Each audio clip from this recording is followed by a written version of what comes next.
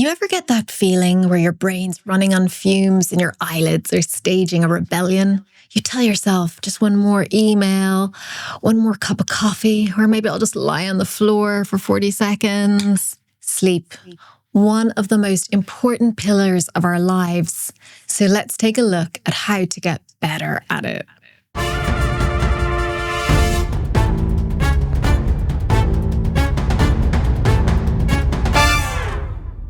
Why is sleep the ultimate performance enhancer, and how can technology help us get more of it? Sleep is the foundation of health span. It affects your heart, brain, and even how long you live. Just 15 minutes less sleep per night, that's all it takes to drop from an A grade to a B grade student. And get this, research shows that just one night of 4 hours sleep can lower your cancer-fighting immune cells by up to 70%. And yet it's still the first thing we sacrifice. When we spoke to Charles Hartson, VP of Consumer Products at Resmed, one of the leading innovators in sleep technology, he put it like this. The thing that I'm always reminded when I talk to our users is that actually the people who identify a number of the problems are actually the bed partner, the person who's lying next to them who hears them stop breathing in the middle of the night several times and are the ones that are urging them to go get sleep and go get that help. When sleep breaks down, so does everything else: focus, mood, energy, and relationships. We've been trying to fix our sleep problems for centuries, usually with more enthusiasm than sense. Think garlic in socks, boiling milk baths, wooden idols under beds, crushed pearls in wine, counting sheep. We've tried it all, but we're done just calming our minds. Now we're learning to hack the way we sleep. So what are we doing now that's different? Well, some of the latest sleep tech is turning sleep support into something smarter and more personal. We've got AI-powered sleep coaching apps like Sleep Reset and Rise that learn your patterns and give you daily sleep goals. Contactless monitors like the radar-based Google Nest Hub that tracks your breathing, movement, and sleep stages from across the room. Temperature tuning headbands like Muse and Ebb that use gentle cooling to help you fall asleep faster and stay there longer, and even personalized mattresses like 8 sleep covers and bases that shift temperature during your sleep stages, elevate your head when snoring is detected, and much more. All of it is designed to give your brain and body the conditions they need to truly rest without turning your bedroom into a laboratory. And just when I thought I'd seen it all, I went to the Don't Die Summit in Miami. That's where I met Brian Johnson, a self-declared professional sleeper who tracks every microsecond of rest with military precision. He sleeps 8 hours every night, no alarms, no late night texts. It's sleep Silicon Valley style. Extreme? Absolutely. But what struck me most was how sleep, once the butt of lazy jokes, is now being treated like the ultimate optimization tool, a performance edge. And Brian's not alone. From Miami to London, people are rethinking rest, which brings me to something I use every day. This little thing, it's my Oura ring. It's like having a sleep coach on your finger.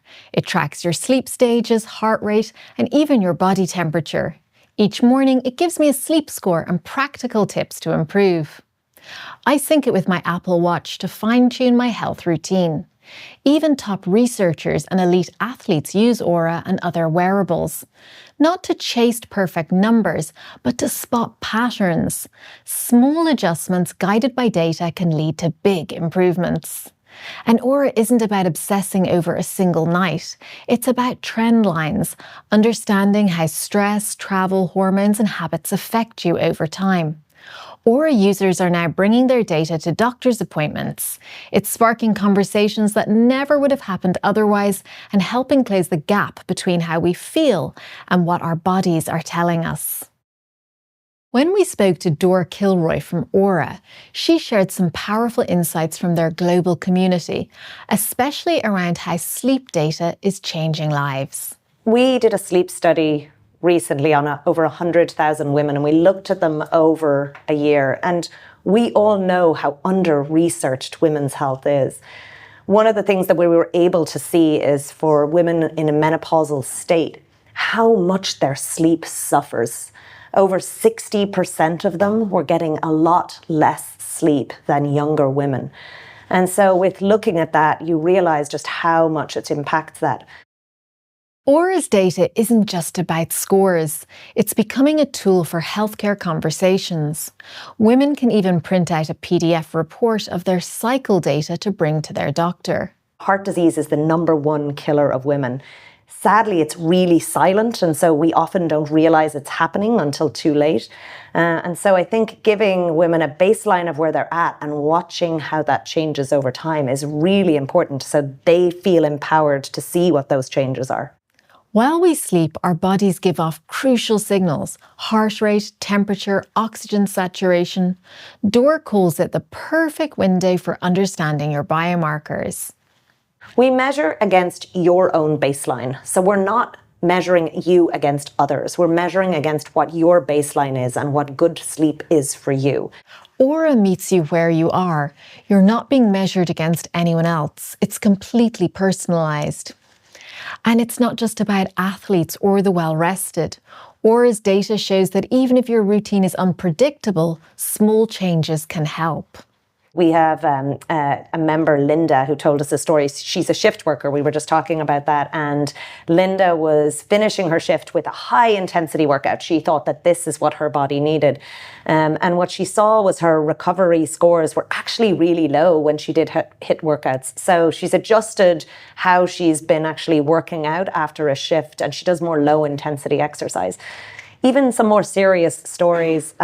We had a member, Nikki, who's a nurse in Virginia. She's 26 years old, and she started to get a lot of exhaustion. She had night sweats. Her Oura symptom radar was telling her there was major signs of stress on her body.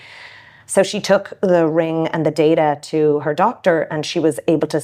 They were able to run tests, and it turns out she actually had Hodgkin's lymphoma.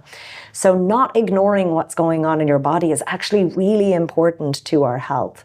I mentioned to Dor that since working on It's a Jungle, I've travelled across so many different time zones, and I've really felt the impact on my body. I suggested that maybe we don't take jet lag seriously enough, especially when it comes to work and recovery. Jet lag is an incredible amount of stress in the body. So our data shows that it affects people for up to 15 days afterwards.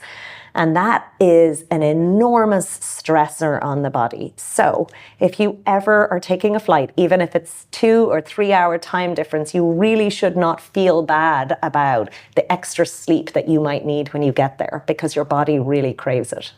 I asked Dor what the Oura ring was revealing about our sleep habits, and the answer was sobering. Turns out it only takes a drink or two to throw your whole night off track. Dor, you mentioned about sleep and alcohol. Can you tell us a bit more about what you've learned? Yes. So no surprise, and maybe disappointing, but alcohol obviously has a massive impact on our sleep. And we see this in about 70% of our members. So some members do not see significant impact. But what we've seen in the data is that most people's, their sleep gets disturbed, and we see it particularly in their heart rate variability, which is a great measurement of the stress that is happening in their body. Interestingly, the data shows that it is not just on the night that you drink, but that stress actually continues for several nights for some people. So when we have felt that difference, it is not in your head, that is real, and the stress that it impacts in your body is quite significant. The takeaway: you don't need a perfect schedule, just the right insights. And with tools like Oura, those insights are finally accessible to everyone. Did you know there's such a thing as a walk-in sleep clinic? I decided to investigate, so popped into Resmed's clinic in London, where their clinician Erica explained what they do there and wired me up to a sleep apnea machine. My curiosity aroused, I was fortunate to get an interview with Resmed. Even better, this was in their very cool HQ in San Diego.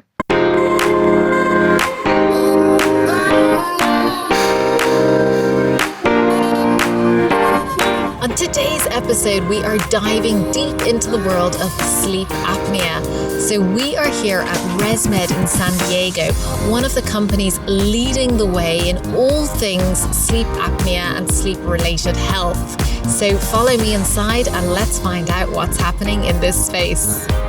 Resmed began with one goal: to help people breathe better while they sleep, revolutionizing how millions manage sleep apnea.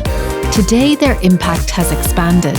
So to learn more, I sat down with Resmed's Charles Hartson. I'm the vice president for our consumer product ranges, and Resmed's been around for about 35 years. It actually started in 1989 looking at CPAP, or continuous positive airway pressure, basically the devices that blow air down your throats to be able to stop apneas occurring. Sleep apnea isn't just snoring. It's your brain waking you up to breathe again and again. Research estimates that almost 1 billion people worldwide have sleep apnea, and Charles explained the impact of this. You can imagine if you stop breathing every night, less oxygen ends up going to your vital organs. You can see it has a huge impact on not only your sleep, but who you are and your health. And I keep telling everyone that sleep itself is a bit of a window into your health overall.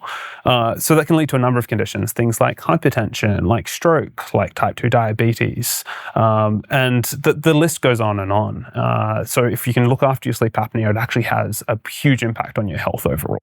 Lack of awareness has always been one of the biggest risks when it comes to untreated sleep apnea. But that's beginning to change. As Charles said, with more people tracking their sleep using devices from Apple, Samsung and others, awareness is finally rising. And the biggest risk that I think has always been at place is a lack of awareness. That lack of awareness has been the biggest risk to people not getting treated. That's going to change. It's going to change really quickly. And we need to make sure we've got those pathways and we've got the right solutions to tailor to each of those individuals' needs. Sleep is no longer a weakness. It's being rebranded as a superpower. And as Charles pointed out, when major tech brands like Apple and Samsung get involved, that message gets even louder. And seeing sleep as a bit of a superpower, as a differentiator, as that thing that gives you the 1, 2, 10%, performance enhancement, is a new way for us to be thinking about it moving forward. And the future? According to Charles, the next major shift is coming fast, driven by AI. And I believe AI, or probably specifically generative AI, is that next inflection point for us, where for the first time, these millions and billions of data points that we have, all these nights of sleep, we can actually leverage and bring together in ways to provide that insight, to personalize the solutions to the individual and who they are. And that scalability and doing that at scale for the first time is now going to be feasible. So the next 3 to 5 years are going to be really exciting in the sleep space. Resmed's innovations are making sleep apnea therapy smarter, more accurate, and more comfortable. The CPAP device Charles showed me is made from completely new materials, designed to feel more like part of a bedroom than a hospital. Think soft-touch fabrics, warmer tones, and a design language that blends into home life, not medical life. This isn't the clunky medical tech of the past. Their devices are designed for real comfort to fit seamlessly into daily life. If something feels off, don't ignore it. Sleep apnea can be life-threatening, and it's entirely treatable. We've been told to treat sleep like a luxury, but it's not. It's essential. Whether it's a ring that tracks your rhythms, a smart mattress that adapts to your body, or simply paying more attention to how rested you feel, better sleep is possible. And if you want one of the simplest science-backed sleep hacks, step outside and get some natural light in the morning. It's free, effective, and your body will thank you. If this episode helped, please subscribe, like, or share. You'll find downloadable tip sheets, a full guide to improving your sleep, and full interviews with all of our guests linked below. But we're not at the end of the sleep conversation. We're at the beginning of a revolution. The future of health might just start with how you sleep tonight. I'm Susan, this is It's a Jungle, and wherever you're watching from, here's to better sleep tonight and every night.